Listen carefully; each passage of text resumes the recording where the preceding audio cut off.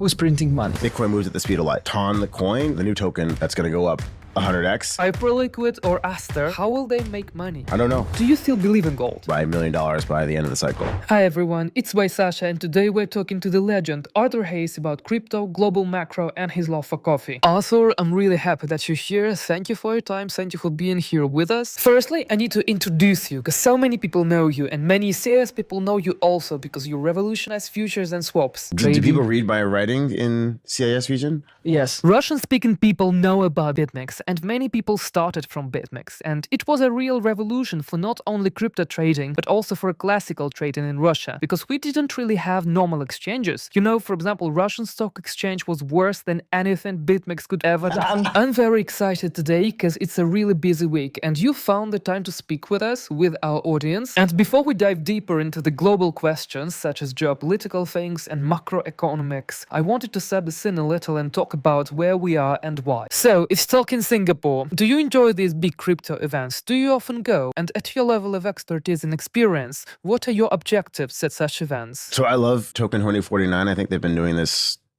since before COVID, maybe 2017, 2018, whenever. And they started in Hong Kong. And then I don't know why, but they moved to Singapore. Over the years, it's kind of morphed into this conference where it's the largest conference around the world in terms of most number of people, with like 1,000 side events. And I was talking to the head of MBS Sands, the convention center. He's a friend of mine. And I was like, oh, is the token the biggest attendee conference in Singapore? He's like, no, it's not the biggest, but they spend the most. Yeah. So like this week of Token 2049, all these events, at least at the Marina Bay Sands Casino Convention Center, our crypto ecosystem spends the most money of any conference situation in all of Singapore for the whole year, which is amazing to see this growth in terms of the popularity of crypto and in Singapore. And obviously I spent a fair amount of time in Singapore, so it's nice to be able to, hop on the MRT or, take your car and go downtown and then speak in front of thousands of people, and obviously have the ability to go on podcasts and other side events and reach the global crypto audience. And one of the things I think is really great about Singapore is everybody can come here. It's very easy to get a visa. It's not like places in Europe or, the United States where it is very difficult or very expensive. It takes a long time. Pretty much anyone from around the world, they land in the Singapore airport, they're able to get a visa. And that's why I think, Singapore is the largest crypto conference in the world. But do you still find something interesting personally for you at this conference? I think it's very easy to see what's the trend. So what type of folks are spending hundreds of thousands and millions of dollars on booths in the main conference hall? What are people doing? What kind of projects are hot right now? And you can kind of tell what's the hot theme by the type of companies that are exhibiting in the hall and spending money trying to advertise themselves. Obviously, everything is about stablecoins is really hot. You always have, a bunch of exchanges in the exchange hall. So it's just interesting to see what is hot in the industry and what people are willing to spend money on. But you're already in the market. You always read news and speak with so many people online. I wonder why you need to go to the offline events. Because if you don't understand what the grassroots is doing, then you're not going to meet, you're not going to find the next Hyperliquid or whatever, the new token that's going to go up 100x. You might have an idea by going to the conference and seeing what people are excited about. And so I think that's what helps become a better trader, is having the signal of what do the people actually care about and where's the foot traffic going. Yeah, like Bitcoin going to $1 million. Yeah, I mean, I could say that 15,000 times, but what else is going to happen in the ecosystem? What do you think about Bitcoin now? Is it to soar to 250K as you predicted or not? I think he just forwarded a tweet today. U.S. President Trump said he wants to give out stimulus checks based on the tariff revenue that they collect. So supposedly the whole point was to collect tariff revenue so to reduce the government deficit, but then he's just going to hand it right back out to people to go and spend on stuff, right? So I think it just points to this theme around the world of politicians want to hand out goodies to their people so they can engender support. And this is just another example of that. And so I think Bitcoin hopefully will reach 250,000 by the end of the year. And I think by $1 million by the end of the cycle. End of the cycle is 2028? Or maybe 2027, 2028. That's what I think. But it could happen anything. But not 2030, right? I don't think so. Your public commentary has really evolved from BitMEX's early days to now. And nowadays you're focusing on global macro, geopolitics, central bank policy. Could you reflect on this journey? And also what beliefs about market structure, asset valuation, or derivatives that you held in 2014, 2016 2016, have you since discarded or changed your opinion about completely in today's environment? So I started writing the Crypto Trader Digest sometime in, I think, 2014 as a way to educate people in the ecosystem, which is much smaller than it is today, about derivatives, what we're doing, what sort of trades that I'm seeing, and trying to become relevant as a trading thought leader. Because obviously we're trying to attract clients and become relevant as a new exchange offering these, funky things called derivatives on cryptocurrencies. And so that's why if you read some of the writing back then, it's a lot more technical about different arbitrage trades, specific contracts on BitMEX that helps you do a particular type of trade, educating people about a perpetual swap, a futures contract, an expiry date, all these things to try to up-level the skill of the traders who are interested in crypto so that hopefully they would one day come and open up a BitMEX account and start trading our products. But fast forward to today, obviously the perpetual swap is a ubiquitous product. You don't even have it trading in the United States. So people aren't really needed to be educated about derivatives per se. It's more about, on a macro level, why are we all involved in this ecosystem? Is there something that's going to keep things going? Can we do another 10x on Bitcoin or another 100x on Ethereum? Or what's the next 1000x coin that is out there based on something that's happening in the, non-crypto space that bleeds into our space and creates product or services that make sense? How do you balance being a hands-on builder with being a long-term macro strategist? It's not that difficult. You just read. I just read a lot. So I think news articles, other, people who do complete just research. Right? I spend a lot of money on macroeconomic research from different outfits. But it's open source information or some insights? There's no insights. It's, I think I call myself a macroeconomics DJ. So there's underlying people who are producing content, right? And it might be really boring or whatever, at least for the crypto audience or my audience. And I take this content, I remix it in my own speech, in my own vernacular. And then after I produce these essays, I go on stage and I speak about it. And then hopefully I can take these trends and turn them into actionable products that make us money. One of the central themes you're focusing on is this interplay between global liquidity cycles, financial repression, and crypto adoption. I would like to delve deeper into those. So could you walk us through the primary indicators you monitor to determine global liquidity cycles, like central bank balance sheets, capital flow metrics? So obviously there's so many different metrics out there because there's so many different ways that credit is created. But at a base level, I want to understand, are there more units of a particular fiat currency in the future? How are they going to be created? Whether that's the central bank creating money, is it the banking system that's creating money? Is it a non-bank type of actor that's creating money? And every single... Who's printing money? Yeah, who's printing it? Yeah. Every single country is different because it's very a political decision, right? Who gets the ability to create this money out of nothing and then reward particular parts of the economy or the political ecosystem. And so, what happens in America might not be what happens in China or what happens in Europe or Japan or whatever. But at the end of the day, they all are fractionalized banking systems based on a fiat currency that's not tied to gold or any other commodity that they can't print. And therefore, at the end of the day, they're all printing money in some way, shape, or form. We just have to understand the politics behind it, which agency gets to create the money, why they get to create the money, who controls that agency. And so it's an interesting exploration of politics around the world. But, whether you're supposedly communist, socialist, capitalist, whatever. At the end of the day, they all are fractionalized banking systems that have to print fiat money to keep the thing going. What's your opinion about gold now? Is it all-time high at this point? And do you still believe in gold? Oh yeah, I own a lot of gold. I own a lot of gold miners. I think gold is what a central bank or a government likes to own because they understand that intrinsically, because most countries have a history of being on and off the gold standard. Yeah. And so a central bank understands that, this fiat thing is not real. The real money is gold.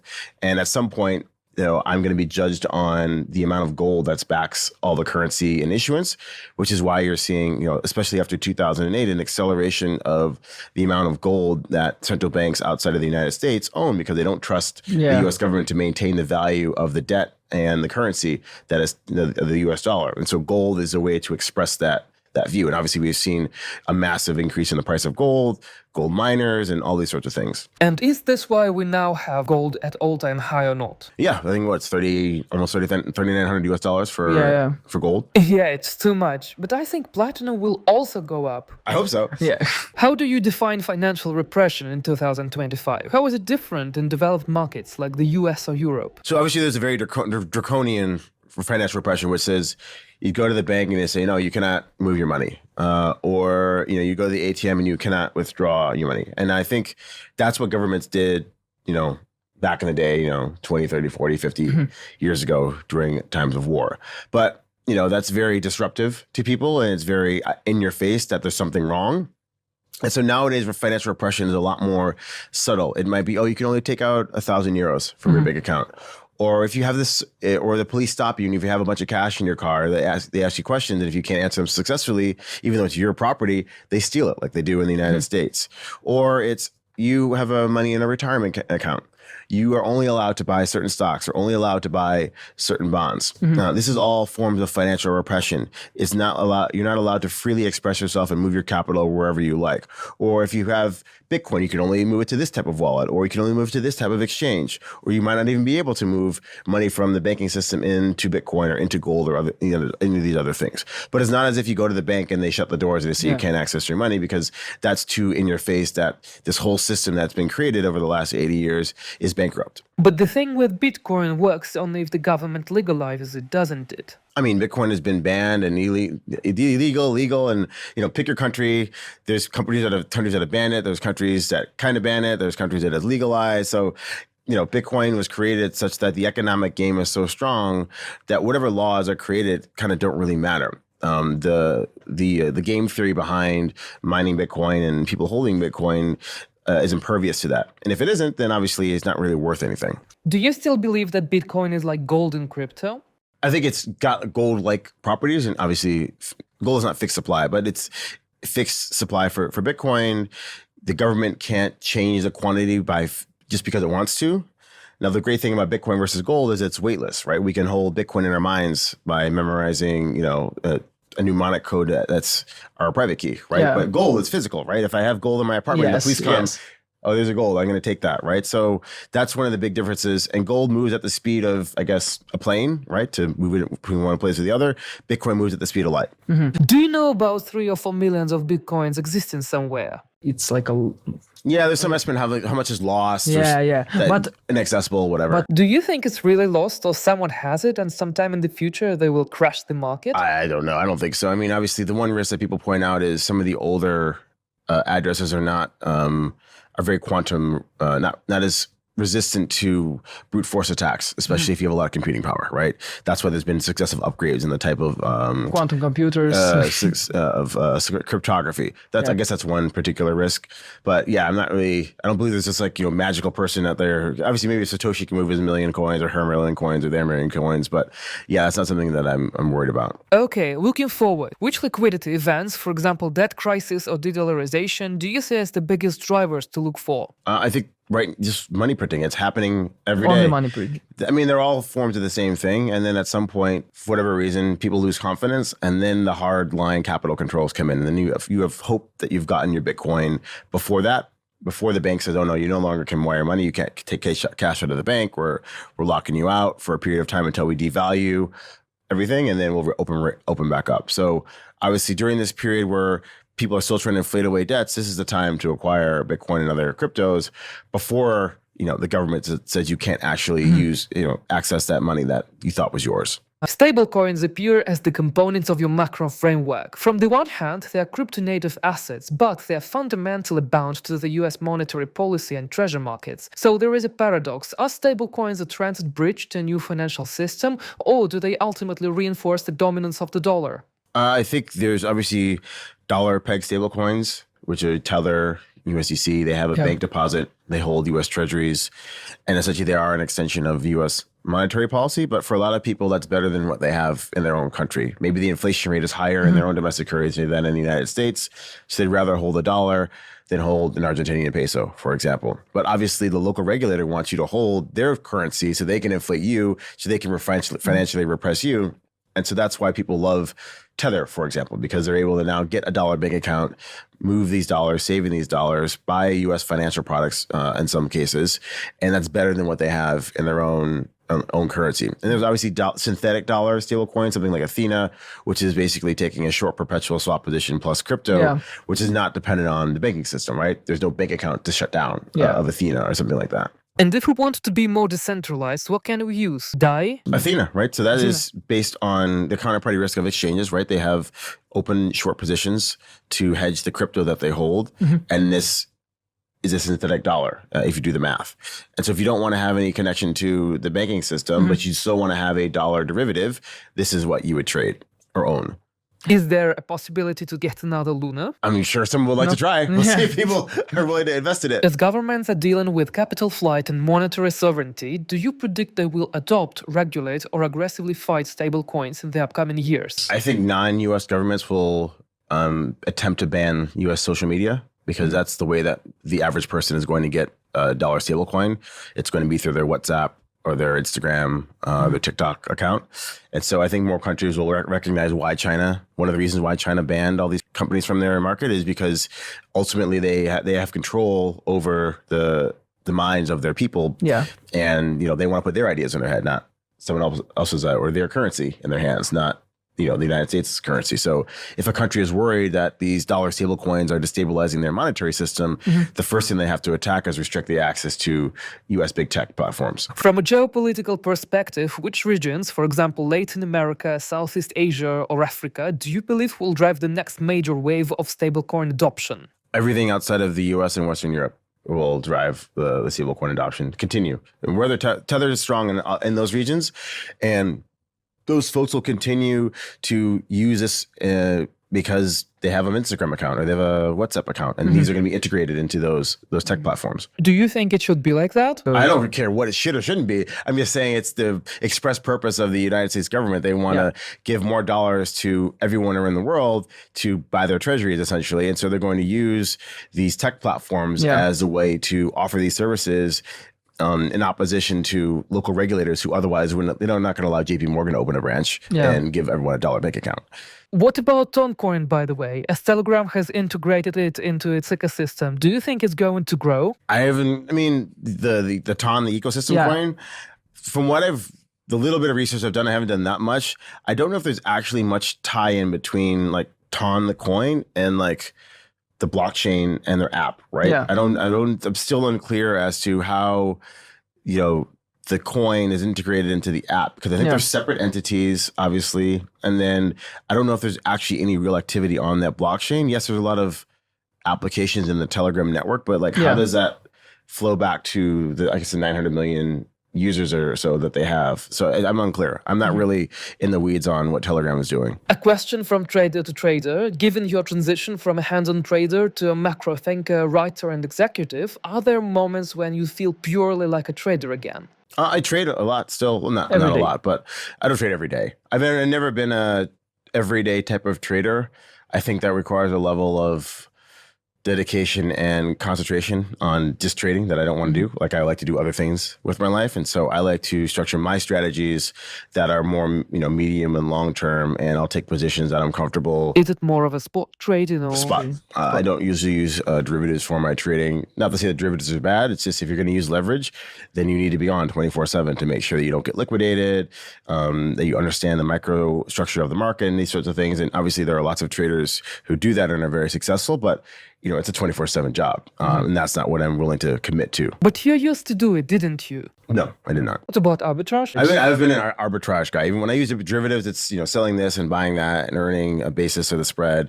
I'm not a directional. Arbitrage in crypto or stock market? Both. Both. Using stocks and futures contracts and obviously swaps and all those sorts of things. When did you start doing it? I started it when I was an ETF trader in Hong Kong at Deutsche Bank and Citibank, and we did index arb. I'd buy a basket of stocks, sell a futures contract, sell an ETF. You'd make 0.1% or some small amount. Obviously, you do it in massive size. You borrow money from the bank to do all this, and so that's that trade. And obviously, I took that to crypto when I started trading on ICBit, in 2013, and you could sell, a futures contract and buy spot and make 200% returns back in the day. And obviously, that transitioned to the perpetual market that we created at BitMEX, where you can put the same trade on and you have a variable funding rate. So I've always been more of an arbitrage person than, obviously a lot of traders use the perpetual swap as a directional speculation tool. And what do you think about arbitrage in crypto? Is it still possible Definitely now? still possible. The returns are much lower. Is it more sex arbitrage or? There's so many different latency arbitrage on sexes. Yeah, sex-text arbitrage. There's different funding rate arbitrages. You can, What do you prefer and why? I don't do any of this stuff. So Imagine if you did. if I don't know the returns. Whatever the highest return is based on the amount of capital that I have, and obviously the counterparty risk I'm taking. Am I taking smart contract risk? Am I taking centralized exchange risk? How do I quantify those risks? What am I most comfortable with? So I think there's so many variables. If you were to design a centralized exchange from scratch in 2025, what 3 systems, matching engine, risk management, or collateral that you would fundamentally rethink and why? I mean, I think the central limit order book is pretty commoditized by this point. You can get one off the shelf or have someone divine one for you pretty simply. Obviously, real-time margining system. Again, I mean, BitMEX kind of pioneered some of this, but everyone uses the same stuff right now. So I'm sure it's not that difficult to build one of these days. I think the real question is, what product are you going to offer that's different than everybody else? And what products will it be? I don't know. I have. If I knew that, it'd be an interesting answer. I think one area that's super interesting is fixed income. So how can you make trading, interest rates, and those sorts of things fun for a crypto trader? Because obviously in the real traditional financial space, the largest traded derivatives are interest rate derivatives. Yes. And so, but it's not that case yet in crypto because it's a little bit harder to understand. Obviously, the leverage is very, very high because you're only trading minute differences in things, but there's a lot of other variables, a lot of nonlinear exposures. So if someone's able to create sort of a very simple way to trade these interest rates, I think it could appeal to crypto traders. Hyperliquid or Aster, and what's your opinion on them? Neither. So obviously, I was on record saying I think Hype could go 100 something X in the next 2 or 3 years. I think now that every single major exchange is launching their own perp decks, it's going to compress the fees very low. And so then the question becomes, okay, well, how much revenue will Hyperliquid earn given this very competitive low fee environment so that they can buy back their token? And obviously they have these massive unlocks coming in a few months. That's the question. Or what's the business model going to be of a perp dex if everyone's just throwing money at this and going to zero fee, right? Because obviously in the centralized exchange space, no one goes for zero fee because, we have lots of costs that we have to pay for. But in the DEX space, I have this thing called a token. I get to airdrop it to people, and then I can pay my staff in these tokens, and I kind of don't have a real cost base. So if I see Hyperliquid making all this money and it's encroaching on my centralized exchange revenue, then I'll just launch a perp dex, go to zero fee, and see who survives. So I wouldn't really want to bet on either one of them, or pick your exchange, they're all launching them. I would rather just wait and see. Let's see, not 6 months, who's number one? How have they changed their business model? How are they going to earn revenue? Where's the product or service they're offering that the client is willing to pay for? I don't know the answer to any of these questions. And so until we figure out that and then make a new forward curve on what we think those revenues should be worth in the future, then I'll maybe go into Hyperliquid, and I'm an early stage investor in Lighter as well. So I don't know which one we'll trade. Imagine they implement zero commission policy. How will they make money? I don't know. How do you think? I don't know. Right now, they're being subsidized by their larger ecosystem. Maybe I don't know. Nobody knows. No one knows. That's the question. So you basically invented funding rated crypto. Do you arbitrage it, or did you arbitrage funding? We supplied liquidity on the exchange, we being the internal market making desk, and earned the funding. I don't know if you call it arbitrage or just a funding trade. You're providing capital to the ecosystem, and you're getting a reward for that. Having built your own exchange and being on the other side of the system, have you become a better trader yourself? Did it help you in any way? I think I've seen a lot of bad mistakes of traders, and number one is getting liquidated. I don't think you should ever get liquidated. That just means you're not good at risk management. And so I think just seeing some of the behavior, just okay, make sure I don't do that, because as a trader, you just don't want to have that happen to you. Why do you think a lot of people do not have good risk management? I think that they trade emotionally. They view it as a form of entertainment, which is fine. But the price is you're losing that maintenance margin, which can be very expensive over time. Do you think that education is one of the first things you need when going into trading? Yeah, I think if you're going to trade Bitcoin, have you read the white paper? I don't know how many traders I speak to, and I ask them, have you actually read the Bitcoin white paper? And blank stare, never read it. Or you trade all these shit coins like token projects. Have you ever read the Ethereum white paper, which most of this stuff is based on? Yeah.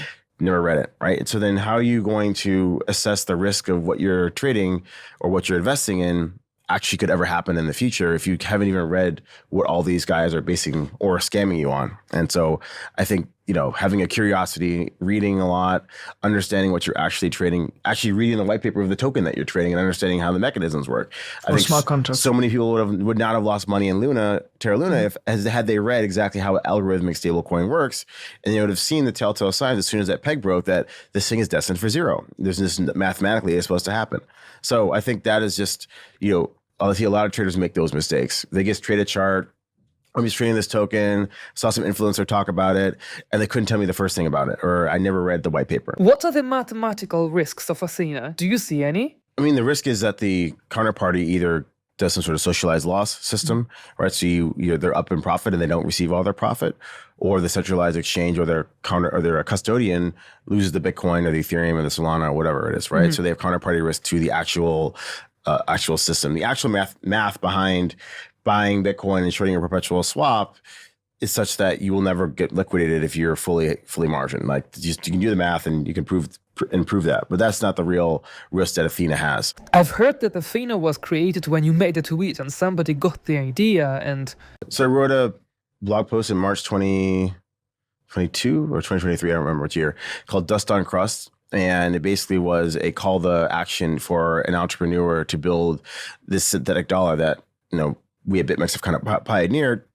I've been talking about for a long time, so that we could take away this reliance on the banks. Because obviously Tether is dominant, it does a great job.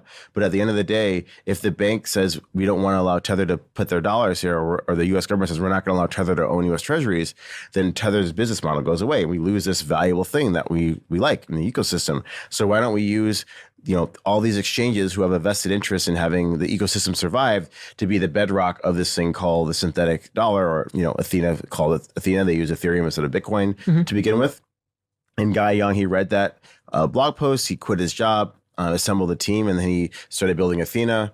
We found out about it, we being Maelstrom, and we became a founding advisor. And we've been, it's our largest position in our portfolio and obviously the most successful. About Maelstrom, is it only your capital in Maelstrom? Yes. So you're just like a VC and are investing in projects in crypto. Is it only Web3 or also Web2? We do early stage crypto projects, tokens only. We invest in the pre-seed or seed rounds, and obviously you TGE in 2 or 3 years, and we sell our tokens, kind of thing. Our big business is advisory. Obviously, our most successful advisory contract would be with Athena. We've also are an advisor for EtherFi and Pendle and some other very good DeFi projects. And then we do a bit of liquid trading. So I take positions in particular coins, but that's a very small percentage of our overall book. What's the difference between Maelstrom and, for example, Alameda? Alameda was a systematic trading firm, and they did high frequency trading. We don't do that. So you more do... They did market making and all these other things. Like, of course, they did also invested in projects, but we don't do any sort of the market making or high frequency trading strategies. And what about arbitrage strategies? No? So only VC? It's VC, there's a bit of liquid trading, but I'm taking a directional position. Everyone is talking about crypto nowadays, and this is becoming more and more widespread. How do you enter the market if you are a totally new player? I think that they should look at it like this. If I have a unit of fiat currency, and I believe that the government is going to inflate it away or maybe steal it from me, at some point, what can I own that's going to outpace that inflation? So I could buy a house, I could buy a stock, I could buy a bond, I could buy gold, I could buy a Bitcoin, or another crypto. And so my point is, starting from today, relevant, the past performance of crypto is not relevant, because obviously you weren't there to experience it. Which asset does the best? I still believe that, at 120,000 Bitcoin over a period of time will appreciate faster than gold, appreciate faster than the stock market, appreciate faster than the bond market, appreciate faster than buying a house. And on an average level, obviously, if you're a good stock picker, you could outperform that. But that's the bet. So don't worry about that. It's 120,000 for one Bitcoin. You can buy, a fraction of that. Yeah. If depending on your capital. The goal is, I have this drag called inflation. How do I beat it? Which I have these choices. Which one should I choose? What about Ethereum? Do you believe in it? I say a whole lot of Ethereum. I believe that it's the best smart contract network. I think it's the internet computer. I don't think it's the reserve asset of crypto. I don't think it's money.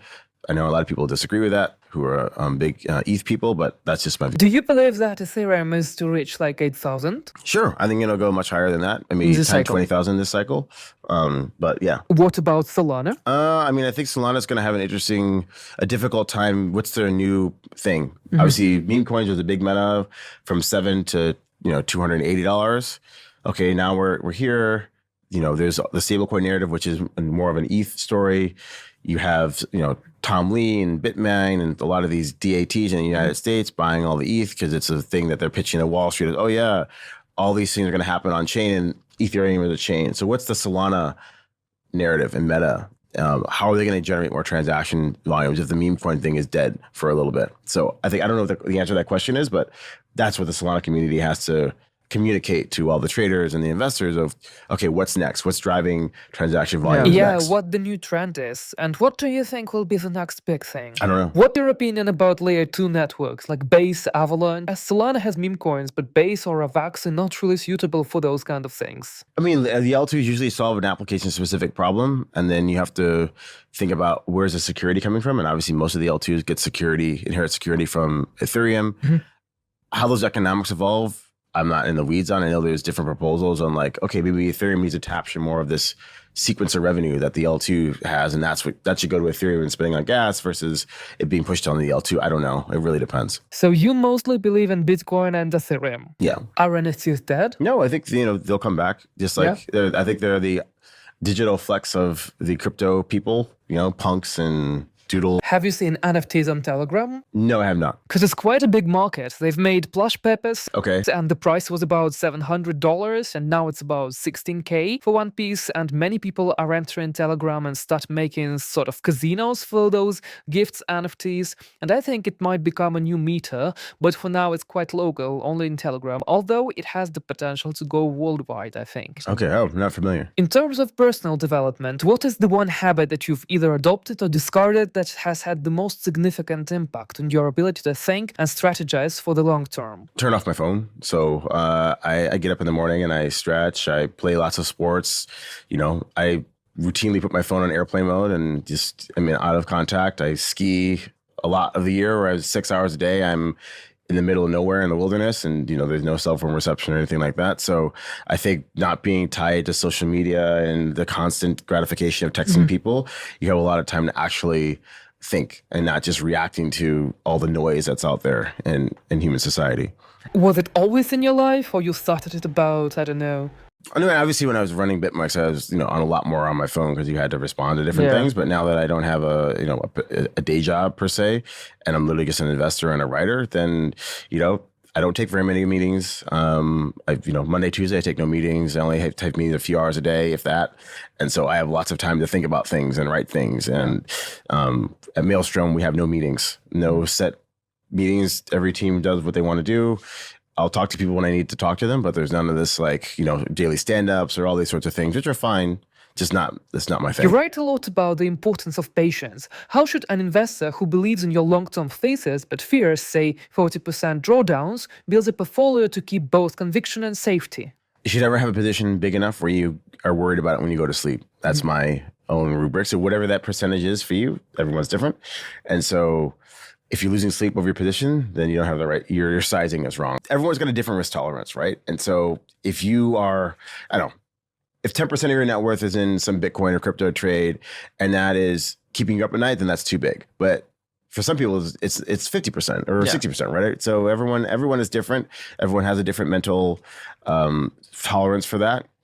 Some people don't care about a 40% drawdown because they're so convinced that it's going to be 100x in the next 2 years, right? But everyone's different. You're always trading, you do arbitrage, you're involved in many financial processes. How did you become more patient in your decisions? I don't obviously have enough capital where I don't need to actually make a return all the time. I'm not trying to churn money to, pay rent or whatever. So my number one goal is capital preservation, not capital appreciation. So I'm trying to structure a portfolio where, the drawdowns are not going to be that big, but I have asymmetric upside. So trying to find those type of situations. What if the typical day of Artuur Heyes, your daily routine, your tips and tricks how not to lose yourself and your spark in crypto completely and still have a work-life balance? I usually wake up around 5 in the morning.